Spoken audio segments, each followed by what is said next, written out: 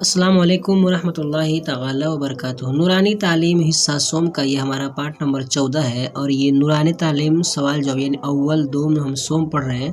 उसका ये टोटल मिला के ये पार्ट नंबर ये 65 है। इस्तिंजा का बयान है, यहाँ से आज हम पढ़ेंगे।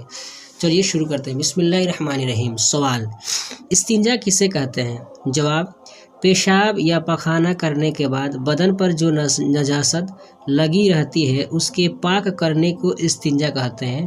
पेशाब के बाद इस्तिंजा का तरीक़ा क्या है? जवाब, पेशाब करने के बाद पाक मिट्टी या कंकर या फटे पुराने कपड़े से पेशाब सुखाए, फिर पानी से धो डाले। सवाल, पखाना के बाद इस्तिंजा करने का तरीका क्या है?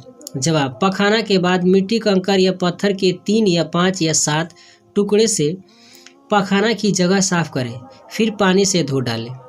सवाल, इस्तिंजा का ढेला और पानी किस हाथ से इस्तेमाल करना चाहिए?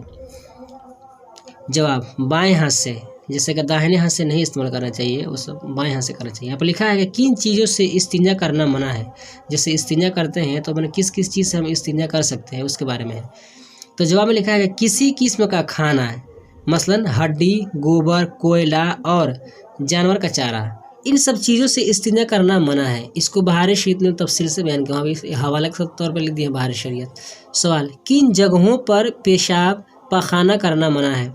जवाब, कुएं या हौज या चश्मा के किनारे पानी में अगरचे बहता हुआ हो। जैसे अगर पानी है, अगर बह रहा है, जैसे नदी समंदर हो गया, वहाँ पे बहता हुआ हो, घाट पर, जैसे मान लीजिए कहीं मतलब पानी है, तालाब है, उसके घाट पर पेशाब या पखाना कर देंगे तो मतलब लोग आएंगे तो हम उन लोग को तकलीफ होगी ना, उसको देख कर या घिन होगी, इसलिए आप नहीं करना चाहिए। कुएं में भी नहीं करना चाहिए, कुआं नापाक हो जाएगा। हौज में, तालाब वगैरह का हौज बोलते हैं, उसमें नहीं करना चाहिए।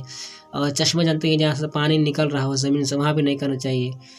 तो ये सब चीज़ें वो नहीं करना चाहिए। फलदार दरख्त के नीचे, जैसे फलदार दरख्त मतलब जैसे मान लीजिए आम का पेड़ है, उसमें फल लगा हुआ है, तो अमूमन लोग फल के नीचे, दरख्त के नीचे बैठते हैं, तो ऐसी जगह पर नहीं करना चाहिए। साया में, जहाँ लोग उठते बैठते हों, मस्जिद या ईदगाह के पहलू में, जैसे मस्जिद है या ईदगाह है, उसके किनारे वगैरह चारों तरफ किनारा वगैरह भी करना नहीं चाहिए।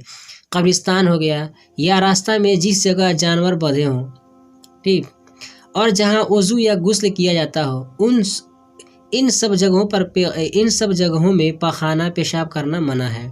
सवाल, पखाना या पेशाब करते वक्त मुंह किस तरह होना चाहिए? मतलब किस तरफ होना चाहिए? पखाना पेशाब करते वक्त किबला की तरफ मुंह या पेट करना मना है। हमारे मुल्क के रहने वालों को उत्तर या दक्षिण जानिब मुंह करना चाहिए। जैसे मिसाल के तौर पर हम लोग यूपी से हैं, यूपी इंडिया से हैं, तो ये उत्तर साइड में हम लोग उत्तर हो गया और ये पूरब उत्तर, और ये दक्षिण साइड में हम लोग को करना चाहिए, मुँह और पीठ करना चाहिए।